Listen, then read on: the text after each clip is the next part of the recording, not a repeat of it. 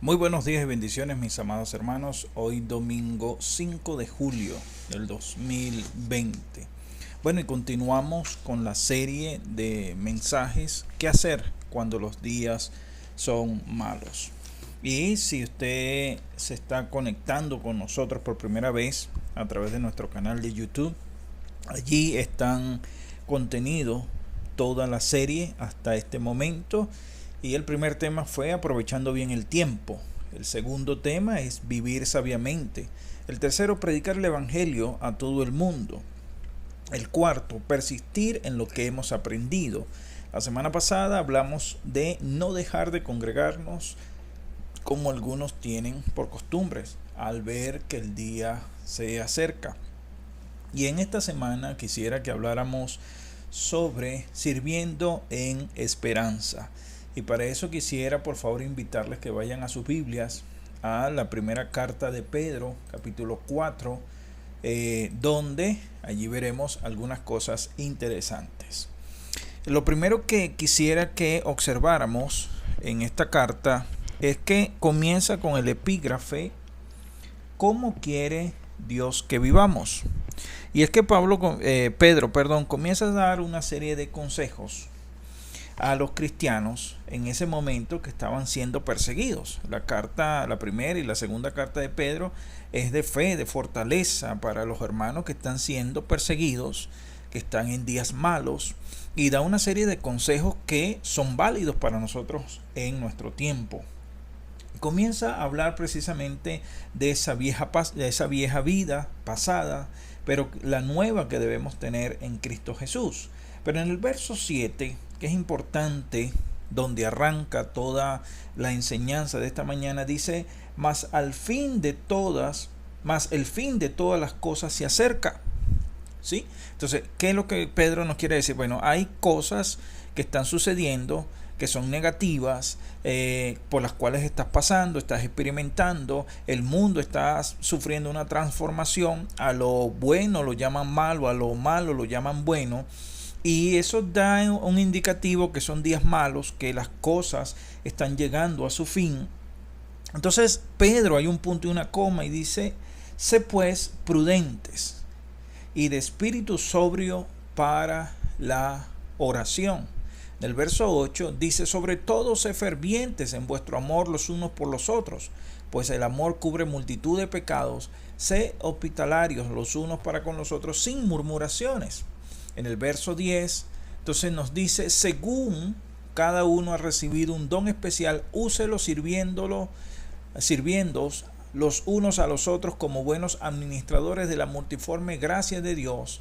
El que hable conforme a las palabras de Dios, el que sirve, que lo haga por la fortaleza que Dios le da, para que en todo Dios sea glorificado mediante Jesucristo, a quien pertenece la gloria y el dominio por los siglos de los siglos. Amén. Entonces Pedro, en este pasaje del verso 7 hasta el 11, esos 4 versículos, Pedro da una serie de consejos a los cristianos que están viviendo días malos, que están viviendo situaciones difíciles. Pero Pedro les dice, si ustedes saben que son días malos, si todas estas cosas, como mucha gente está predicando sobre el fin del mundo, sobre el apocalipsis en nuestro tiempo, y si eso llegase a suceder en esta era, entonces Pedro dice, bueno, si ustedes saben que eso va a acontecer y que estamos viviendo días malos, entonces ¿qué debemos hacer? ¿Sí?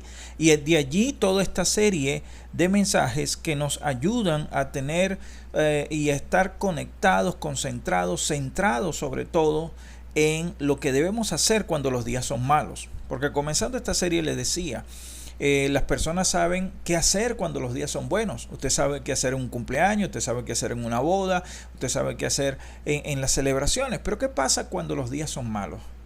Generalmente allí es donde comenzamos a pensar qué debemos hacer o cómo debemos actuar.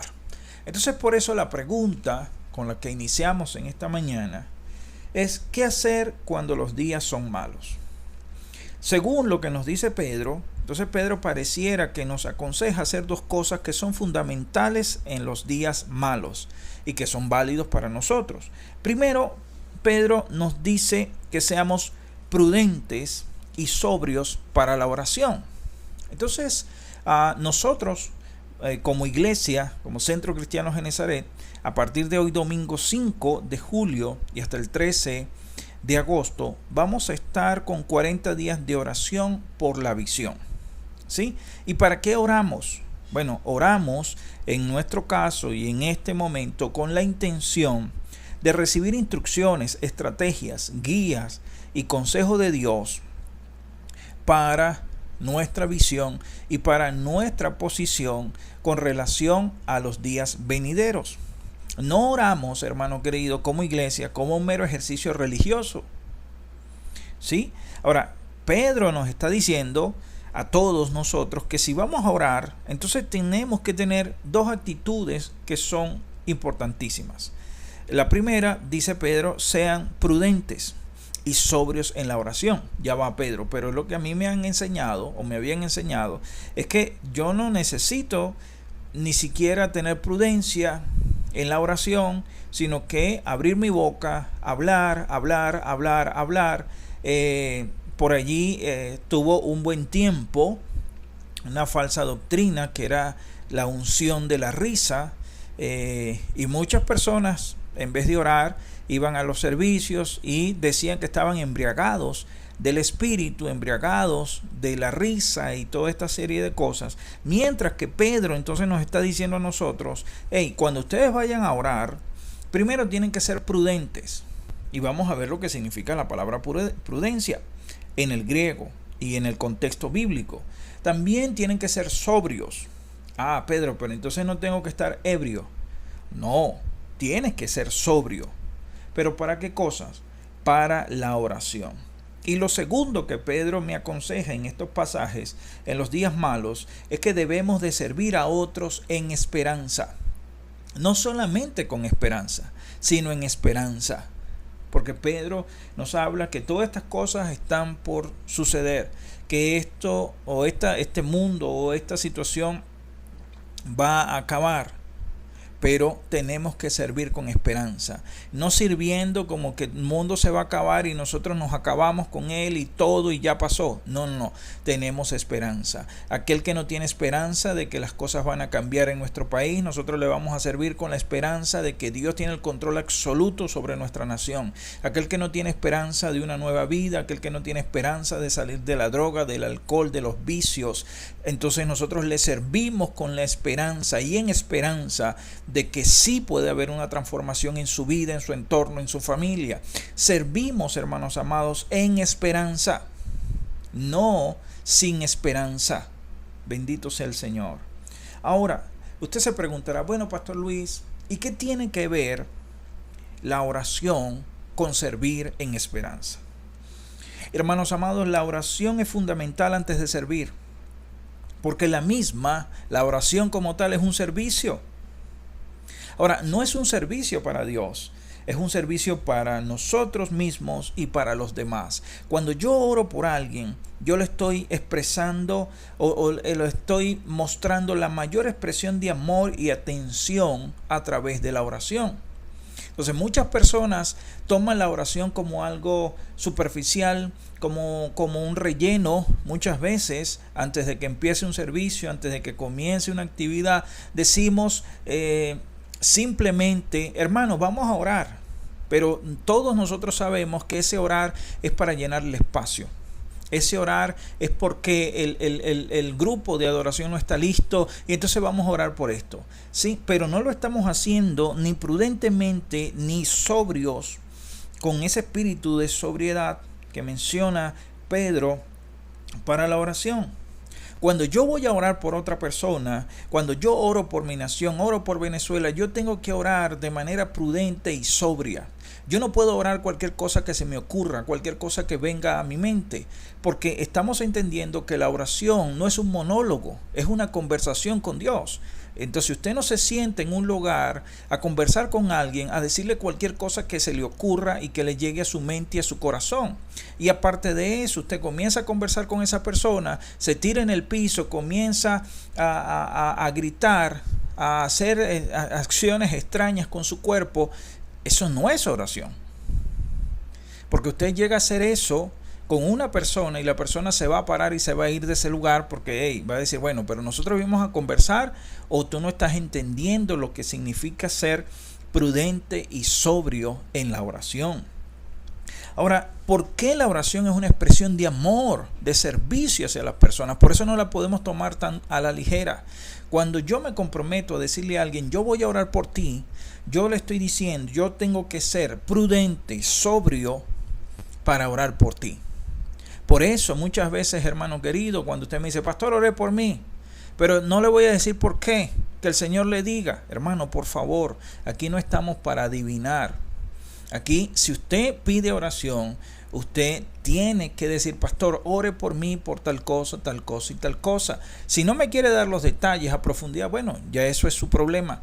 Pero sí tengo que tener información porque yo tengo que orar de manera sobria y prudente por usted. Y vamos a ver qué significa prudencia. Aparte que es mi demostración de amor para su persona. Por eso cuando le decimos a alguien que no conoce a Cristo, hey, estoy orando por ti, la persona da las gracias. Usted nunca ha pensado en eso. ¿Por qué una persona le da las gracias porque usted esté orando por ella? Da las gracias porque es una demostración de amor. El Señor en Juan 17, cuando ora por sus discípulos y por nosotros, esa noche que el Señor oró por usted y por mí, el Señor estaba demostrando su amor no solamente en la cruz, sino a través de la oración. Cuando el Señor pasaba noches enteras orando, estaba demostrando su amor hacia los demás. Yo me puedo encontrar con líderes, con personas, con cristianos que me dicen, yo amo a mi hermano, pero son incapaces de orar por él. Entonces, estás amando de la boca hacia afuera, porque la verdadera expresión de amor es a través de la oración. Entonces, cuando tu pastor ora por ti, te está demostrando amor. Así no te haga cariñito en el rostro, no te cargue y no te saque los gases. Está orando por ti y eso es una demostración de amor y una de las mayores demostraciones de amor por las personas. Y la oración es un servicio porque lo hacemos de forma prudente y sobria. Ahora, vamos a ver, hermanos amados, para que me pueda entender, porque muchos de ustedes cuando escuchamos la palabra prudencia decimos, bueno, prudente es una persona que evita hacer ciertas cosas para quedar bien, para no cometer errores. No estamos hablando de eso. La palabra prudencia, en este caso y en el contexto bíblico, está relacionado con pronesis y a su vez con proneo, que significa tener entendimiento. Ser inteligente significa sabiduría práctica, prudencia en la conducción de los asuntos. Se traduce como cordura, sensatez e inteligencia. Entonces, fíjense, mis hermanos amados, nosotros que vamos a comenzar 40 días de oración por la visión. Entonces, estamos orando no como un ejercicio religioso para tapar un espacio o para orar desde nuestros temores y de nuestras angustias. Oramos, dice Pedro, en los días malos, en los tiempos malos, no ores por angustias ni por temores que están dentro de ti. A veces nuestras oraciones son guiadas por eso, sino que Pedro nos está diciendo, hey, sean pronesis, sean prudentes cuando oren. Eso quiere decir sean inteligentes. Oren con inteligencia, oren con entendimiento, gloria a Dios. Por eso, hermanos amados, entonces eso significa que la oración no es para cualquier persona, la oración es para personas inteligentes, son para personas que tienen entendimiento. Entonces, cuando usted va a orar, usted no pierde la conciencia, usted no se tira al piso, usted no grita como si Dios fuese sordo, usted ora de tal manera, de forma inteligente y con entendimiento, sabiendo lo que está orando. ¿Sí? En otras palabras, cuando ores debes ser una persona inteligente y orar con entendimiento. El cristiano debe ser prudente en la oración. Jesús lo advirtió a sus discípulos cuando nosotros leemos Mateo 16, dice, ser prudentes como la serpiente. En otras palabras, Jesús nos está diciendo, ustedes como mis discípulos tienen que ser inteligentes en su accionar. Entonces, la oración es una acción de personas inteligentes. ¿Sí? Entonces, hay personas que toman la oración como algo común, como algo corriente, como algo sin propósito, sin sentido, y no es cierto. Nosotros oramos porque somos personas inteligentes y porque al ser prudentes, entonces accionamos en un mundo difícil, en días malos, de forma inteligente. A veces, mis hermanos queridos, tenemos personas muy inteligentes en sus oficios, pero no son inteligentes para la vida. Y algo que le he pedido al Señor: Señor, ayúdame a ser sabio para la vida, a ser inteligente para la vida, a ser una buena hermenéutica de la vida. Yo tengo que tener una correcta interpretación de la vida, mi hermano querido, porque de nada a mí me sirve tener un premio de literatura y conocer muchas cosas en mi oficio y ser el número uno en mi empresa, pero mi familia, mi iglesia, mi relación con Dios está por el suelo. ¿Y por qué razón? Porque puedo ser inteligente para un oficio, pero no ser inteligente para la vida. Puedo ser inteligente para cumplir con un plazo, con un trabajo, pero tal vez no soy inteligente en la oración. Cuando voy a orar lo tomo como algo sin sentido, algo que no debe ser inteligente, sino que lo tomamos, bueno, nosotros los cristianos somos locos, la gente no nos entiende. No. El Señor era altamente inteligente, racional, demostrando que nosotros tenemos la mente de Cristo. Entonces tenemos que orar con inteligencia. Muchas veces los sentimientos, hermanos, nos hacen actuar sin inteligencia. Y es lo que la iglesia ha venido alimentando, gran parte de la iglesia. Usted no necesita estudiar, usted no necesita ser inteligente. Es más, el Señor le va a dar unción, le va a dar poder. Mientras menos sepa, mejor. Usted no tiene que saber, sino lo que tiene es que actuar. Hermano querido, el evangelio no trata de simplemente actuar. Por eso te cansas de actividades, por eso te cansas de hacer cosas y no ves resultados, porque lo estás haciendo como golpeando al viento en nombre de Dios, y así no funciona. Pedro dice: entonces, si los días son malos, entonces debemos servir en esperanza y orar con inteligencia. ¿Qué significa eso, mi pastor? Eso significa, mi hermano amado, que la prudencia habita con la inteligencia, van de la mano. Entonces, una persona prudente es una que sabe conducirse en los asuntos. Se traduce como inteligencia. Una persona que sabe, que es inteligente y sabe abordar los asuntos con inteligencia, no con sentimientos. ¿Sí? Y hay personas que se mueven de un lugar a otro, se van de una iglesia a otra, porque se mueven por sentimientos, no por inteligencia. Por eso, hermano querido, las personas guiadas por los sentimientos, las personas almáticas, guiadas por las emociones, son personas que inician un proyecto y lo abandonan porque hasta donde llega su emoción, allí llegó el proyecto. No hagamos las cosas por emoción. No hagamos las cosas sin inteligencia y sin propósito, mi hermano santo. También Pedro dice, bueno, no solamente hay que orar con inteligencia, sino con espíritu sobrio. Aquí quiero destacar que no se trata de espiritismo. Usted no puede estar pidiendo el espíritu de alguien para usted. Señor, dame el espíritu de Salomón, dame el espíritu de David. No, eso no funciona así, eso es una mala interpretación. Aquí la palabra espíritu significa con voluntad, disposición. Entonces, Pedro me está diciendo, Luis, cuando vayas a orar, debes de orar con inteligencia, pero también con la disposición, con la voluntad de tener un criterio razonable, ¿sí? De tener dominio propio, es decir, asumir una actitud sana y cristiana frente a las circunstancias y los problemas de la vida. Oh, extraordinario esto. Tener buen criterio, hermano querido, significa ser sobrio. Entonces voy a la oración con inteligencia, orando, entendiendo lo que estoy orando, pero también con un criterio razonable, un dominio propio, una actitud sana y cristiana frente a las circunstancias de la vida. Por eso, cuando usted me pide que ore por las autoridades, yo no voy a orar por las autoridades para que el Señor, que les vaya bien, que todo les salga bien. No, la oración que tengo que hacer, la tengo que hacer con inteligencia, con sobriedad, sabiendo y teniendo un buen criterio razonable de mi entorno. Entonces eso significa que yo voy a orar, si sé que no son salvos, entonces voy a orar para que llegue conversión, salvación, arrepentimiento a sus vidas. Y una vez que eso ocurre, entonces oro para que Dios los bendiga, para que Dios les dé su favor, para que Dios esté con ellos.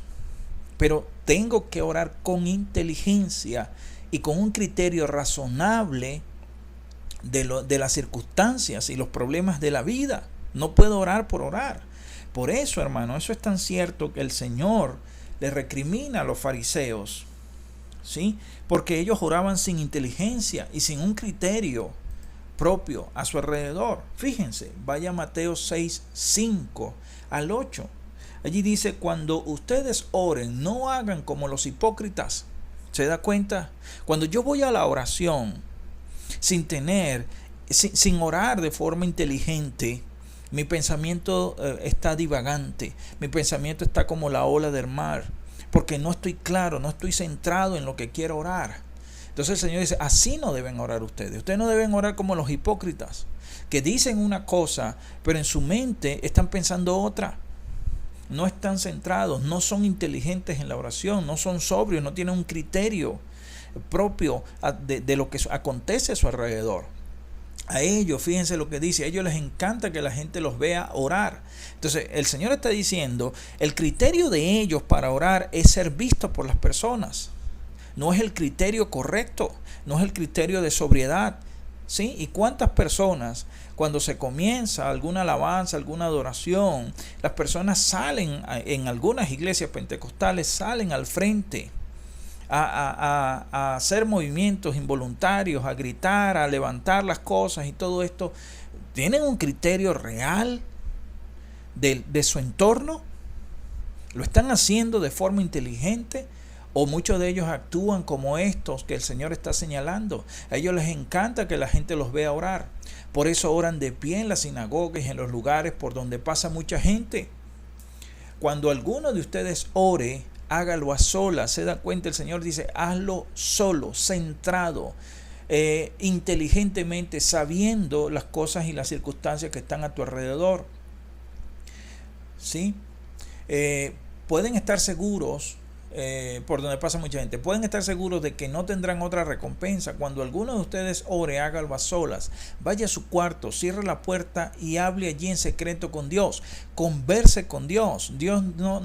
El Señor no nos está diciendo aquí: pierde la conciencia, embriágate de risa, embriágate de muchas cosas y no seas ecuánime con lo que estás hablando, con lo que estás diciendo. Es una conversación, no es un monólogo, no es pasar el rato. Es conversar con Dios. Y en un estado de inconsciencia, supuestamente, entre comillas, entonces tú no puedes tener una conversación sensata con Dios, con alguien. No, pastor, pero es que yo estoy conversando en el Espíritu. Hermano querido, la palabra dice precisamente que el Espíritu Santo nos ayuda a orar como conviene porque no sabemos. Y Él ora el Espíritu Santo ora con gemidos indecibles a favor nuestro. Ahora, si Dios quiere que tú ores en el Espíritu, no te va a pedir que lo hagas en público. Aquí dice: hazlo en secreto con tu Padre. Él entiende ese lenguaje. Y tú tienes en el Espíritu Santo ese lenguaje. Pero si Dios te lo pide, si no, tiene que ser de forma racional para que tú puedas entender tú mismo e inteligentemente lo que estás orando. Dice: vaya a su cuarto, cierre la puerta y hable allí en secreto con Dios. Su Padre, pues, Él da lo que se le pide en secreto. Cuando ustedes oren, no usen muchas palabras como hacen los que no conocen verdaderamente a Dios. ¿Qué le parece? ¿Y cómo se nos ha enseñado a orar a nosotros? Se nos ha enseñado a orar con muchas palabras, sin inteligencia, sin un criterio de nuestro entorno, sino que sencillamente ore y dele allí. A mí hay personas que me dicen: no, fulano ora 2 y 3 horas, pasa toda la noche orando. Sí, pero ¿qué estás orando? Yo tengo que evaluar la calidad de mi oración, porque si no, lo que estoy haciendo es un monólogo conmigo mismo, dándome respuesta a sí mismo. Y la oración no es un monólogo, la oración es una conversación con Dios. Hay un tiempo donde tú tienes que guardar silencio esperando. Si estás conversando, las normas del buen hablante y el buen oyente, entonces tienes que esperar a que Dios te diga qué es lo que Dios quiere decirte. Entonces, ¿y cómo lo va a hacer? Bueno, hay muchas formas. Te lo puede hacer sentir en tu corazón, te lo puede hacer escuchar audiblemente si él así lo quiere, o si no, está la palabra de Dios. Entonces hay personas que van a la oración sin la Biblia. Entonces, pero Dios me habló muchísimo. Entonces, tenemos que evaluar nuestras oraciones para hacerlas de forma inteligente y de manera consciente de lo que está a nuestro alrededor. No es necesario perder la conciencia para entrar en comunión con el Señor. Ellos creen que porque hablan mucho, Dios les va a hacer caso, más caso. No los imiten, dice el Señor. ¿Y qué se nos ha enseñado a nosotros a hacer? Imitarlo. ¿Sí? Y hay cristianos que pueden estar en una iglesia y decir, bueno, es que fulano tiene más unción porque mire cómo ora, mire cómo grita, mire cómo... Eso no tiene nada que ver con unción. La unción se daba para cumplir un oficio específico, no para promocionar mis emociones desde una plataforma. No los imiten, porque Dios, nuestro Padre, sabe lo que ustedes necesitan aún antes de que se lo pidan, mi hermano querido. Entonces, ¿qué está diciendo y qué está señalando el Señor ante estos fariseos? Está diciendo, ellos no oran con inteligencia ni siendo conscientes de su entorno. Nosotros no podemos orar de esa manera. Tenemos que ser inteligentes y tener conciencia de nuestro entorno, ser prudentes y sobrios en la oración, sabiendo que los días son malos.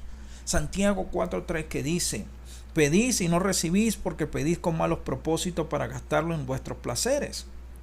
En otras palabras, una persona que pide para sus propios propósitos o sus malos propósitos no es una persona que ora inteligentemente ni consciente de su entorno. ¿Sí? El Señor oraba, ¿sí?, inteligentemente. Señor, si es posible, pasa de mí esta copa, inteligentemente, pero también consciente de su entorno. Cuando dice, no se haga mi voluntad, sino la tuya. Entonces estoy consciente del entorno y que las oraciones no son para satisfacer mis necesidades, sino para tener comunión con Dios. Y en medio de esa comunión buscar primeramente el reino de los cielos y su justicia. Yo busco su justicia en oración. Y después que busco su justicia en oración, no la mía, ni mi comodidad, entonces las demás cosas vienen por añadidura. En resumen, hermanos, orar es para personas inteligentes. Y si usted es una persona de oración que va a iniciar el reto de 40 días de oración por la visión en nuestra congregación, lo felicito, porque usted es una persona inteligente. Orar es para personas inteligentes que tienen criterio propio ante las circunstancias de la vida. En otras palabras, sabiendo que al fin de las cosas se acerca, entonces sean prudentes, inteligentes, con un espíritu o voluntad, con un criterio para la oración. Yo tengo que ir con criterio propio para la oración, no imitando la oración que hace el más ungido de las televisoras cristianas, no, sino con criterio propio, entendiendo qué es la oración y por qué debo orar. ¿Cómo debemos servir entonces a las demás personas, hermanos, cuando los días son malos? Fíjense que en el verso 8 dice, sobre todo sed fervientes en vuestro amor los unos por los otros, pues el amor cubre multitud de pecados. Y aquí el amor, estamos hablando del amor ágape, el amor entre hermanos, el amor entre congregantes, entre miembros de la iglesia. Entonces Pedro dice, bueno, ya saben que en los días malos tienen que ir a la oración de manera inteligente, conscientes de su entorno, pero también entonces deben ser fervientes, ¿sí?, en vuestro amor ágape los unos por los otros, pues el amor cubre multitud de pecados, cubre multitud de fallas. El amor, hermanos amados, es una decisión, no es un sentimiento. Porque si yo digo que el amor es un sentimiento, entonces el día que no sienta amarte no te amo. Y el amor es una decisión. Yo he decidido amarte. Y esa decisión de amor va con tus fallas, con tus errores, con tus luces, con tus sombras. Eso va allí. Dios, aunque éramos pecadores, ha decidido amarnos. Y ese amor del Señor no cambia de un día para otro. Ese amor del Señor no dice, bueno, como me ofendiste, Pastor Luis, ya no te amo tanto. No, no, no, no. Él mantiene su amor porque es una decisión. Usted sigue amando a sus hijos sean como sean. Usted sigue amando a sus padres sean como sean. ¿Por qué razón? Porque el amor es una decisión, no un sentimiento. La palabra de Dios nos habla en este caso del amor ágape. ¿Cómo debo amar a mi hermano? Debo amarlo con fervor sano, siendo fervientes, procurando la decisión, la mejor decisión para mis hermanos, para bendecirlos, para amarlos, para protegerlos, para cuidarlos, para sustentarlos. Lo que a su vez cubre multitud de pecados o fallas. Usted no se ha encontrado con personas que cuando están enamoradas, en esa etapa de enamoramiento, que según los psicólogos dura 2 o 3 años aproximadamente, esas personas no ven ningún tipo de fallas. Ahora, no estoy hablando de enamoramiento, estoy hablando de amor. El amor no niega las fallas, pero está por encima de las fallas de las personas. Hoy los hermanos por cualquier falla u ofensa se van. Debemos amar a nuestra familia en Cristo. Usted no abandona a su familia porque tuvo una diferencia con alguien de su casa, pero los hermanos no entienden eso. ¿Por qué? Porque no amamos con fervor a los demás y debemos hacerlo. Verso 9. Sé hospitalario sin murmuraciones. Dice más, pero quise reducirlo a esto. Pero dice, sé hospitalario los unos para con los otros sin murmuraciones. Eso es Pedro está diciendo. En los días malos, sabiendo que muchas cosas van a finalizar, entonces ¿qué debemos hacer? Orar con inteligencia, siendo conscientes de nuestro entorno, amando a nuestros hermanos y cubriendo multitud de fallas. Sed hospitalarios unos con los otros sin murmuraciones. ¿Sabe? ¿Y qué mata la hospitalidad? La murmuración. Les cuento esto rápidamente. Tenía apenas 2 años en el Evangelio y mi pastor un domingo dijo que venía un profeta de Puerto Rico y que quién le podía hospedar. Yo vivía en un barrio muy popular de acá de la ciudad. No tenía carro, es más, la casa no era mía. Nadie de mi familia era creyente. No gozaba de un buen trabajo tampoco, pero en mi fe decidí que sí, que yo lo hospedaría una semana. Con todas mis limitaciones lo hice. Ya han pasado más de 20 años y sigo siendo hospitalario con mis hermanos. Les sirvo con esperanza y en esperanza, mis hermanos. Aunque no tenía todas las comodidades, aunque este profeta no tenía un televisor propio en su cuarto, aunque tenía que tomar camioneticas o carros por puestos para subir a mi casa, porque llegábamos a un lugar y en el metro tenía que viajar conmigo. Eso sí, le compraba su ticket, le mostraba las bondades, las limitaciones de un barrio, lo que puede pasar un viernes en las fiestas y todo esto, la bulla, el escándalo, pero no dejé de hacerlo. Y Pedro dice, sean hospitalarios. Usted sabe que la palabra hospitalario y hospedador viene de la raíz de la palabra hospital. Entonces, cuando usted va a un hospital, usted es un paciente. Usted le dice a una enfermera que entiende su profesión y la hace con gallardía. Usted le dice a una enfermera, mire, no, yo me pongo la vía yo mismo, o no se preocupe, présteme acá y yo barro. Y la persona, la enfermera o el personal de limpieza lo dice, no señor, usted es un paciente, yo tengo que atenderlo, es mi deber atenderlo. Entonces cuando Pedro me está diciendo, los días malos, Luis, los hermanos se van a necesitar los unos a los otros y es necesario que ellos se hospeden, sean hospitalarios, atiendan a los demás como si fuesen pacientes de hospitales, pero sin murmurar, porque sabe que mata la visión, sabe que mata los proyectos. Hermano querido, la murmuración. Sí, yo en estos momentos, hermano, veo a muchas personas, ¿sí?, haciendo cosas porque otros hacen. Bueno, y vamos a repartir esto porque fulano lo hace, y vamos a dar esto porque fulano lo hace. Hermano querido, esa no es la intención correcta, porque el día que se pase el sentimiento, el día que se pase la emoción, Hasta allí llegó el proyecto. Porque atender a un enfermo no es fácil. Y cuando tú invitas a alguien a tu casa, ese es tu paciente. Y tú tienes que ser hospedador. Es un hospital donde tú le atiendes en todas las cosas. Recuerde que si va a recibir a alguien en su casa, ese es un paciente. Hágalo sin murmurar. Entonces, ¿qué debemos hacer los días malos, Pastor Luis? Según el consejo de Dios en la carta de Pedro. Bueno, ir a la oración con inteligencia, siendo consciente de nuestro entorno. ¿Sí? Sabiendo, mi hermano querido, que debemos amar a nuestros hermanos fervientemente, siendo hospedadores los unos a los otros, sin murmurar.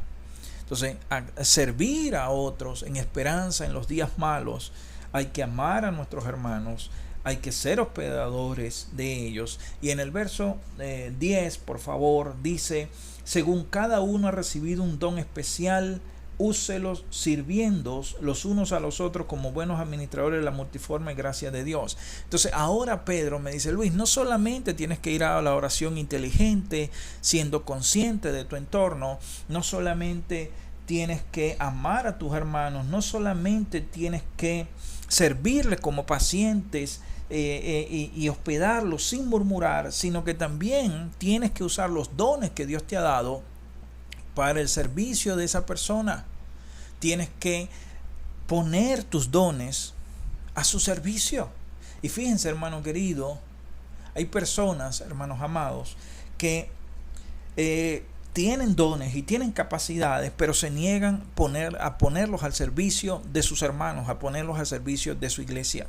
Yo le dije al Señor: Señor, tú me has permitido tener ya 2 carreras universitarias, me has permitido formarme, me has permitido leer, me has permitido prepararme y estar en muchos lugares, enseñar a muchos hermanos, edificar el cuerpo de Cristo, pero todo eso que he aprendido lo pongo a tus pies, a tu disposición.